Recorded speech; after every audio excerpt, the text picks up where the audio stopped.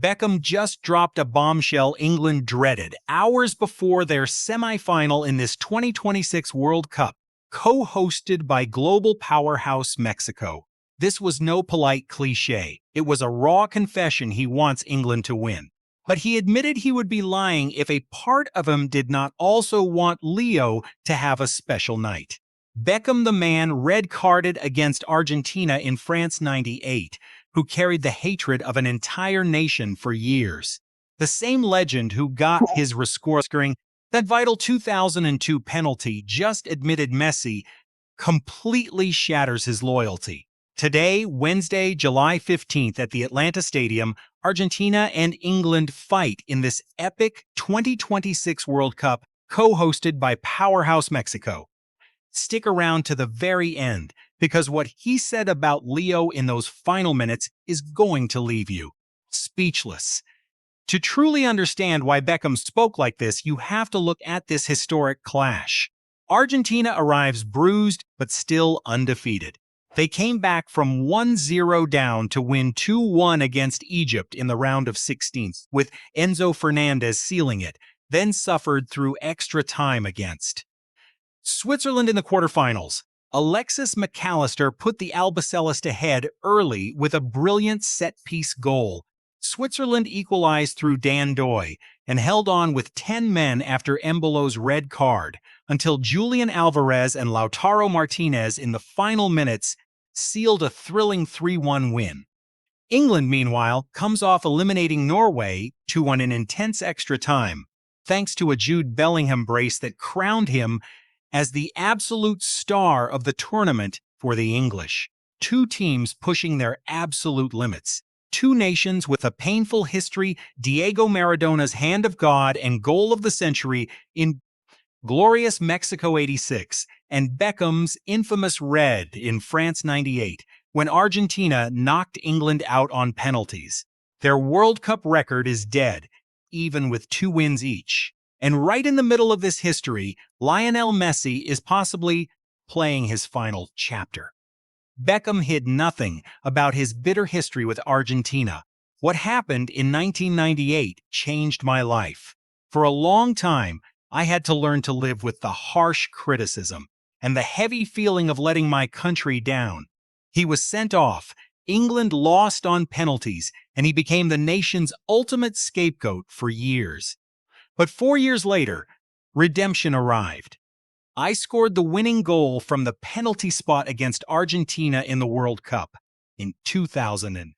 It was the biggest moment of my career, not because of any personal grudge against Argentine players, but because I simply needed to prove to myself that I could overcome what happened. Beckham lived both extremes, absolute redemption. That is exactly why, as he openly admits, he understands the immense emotional weight of today's clash in Atlanta. This is where Beckham stopped speaking like a former English captain and started speaking like just another passionate football fan. To talk about Leo is to talk about a footballer completely different from all the rest. I have been lucky to share the pitch with extraordinary players and go up against some of the greatest in history, but Messi is in a category of his own. He kept going. Leo can spend minutes barely participating in the match, and suddenly he finds a pocket of space nobody else saw. He receives the ball, looks up, and the game changes. That is the difference between a star and someone like Messi. Great players participate in the match, but Messi completely rewrites its course. He also talked about his longevity, which still shocks his rivals. His game has naturally evolved, meaning he no longer needs to exactly what he did at 20 or 25. Now he manages his energy, picking the perfect moments and knowing exactly when to burst forward. He then left a clear warning for the English defense. Thinking a single defender can handle Messi is useless. It does not work. England must defend as a unit and close down spaces, but even when you do everything absolutely right, Leo can still create magic out of nothing. Now, here is the most shocking part of the interview, which is already viral. Beckham was blunt first and foremost. I am English, I captained my country, and I know what that shirt means. Of course I want England to win, there is zero doubt about that, and I want them in the final. But just seconds later, he completely contradicted himself on the global stage, admitting he has to be completely honest. A part of me does not want to see Leo lose. I am a huge admirer, respecting him deeply as a player and a person. I have followed his career for many years. Then, he dropped the line going viral across Argentina. It is strange because normally when England plays, I have no doubt, but seeing Leo out there always changes everything.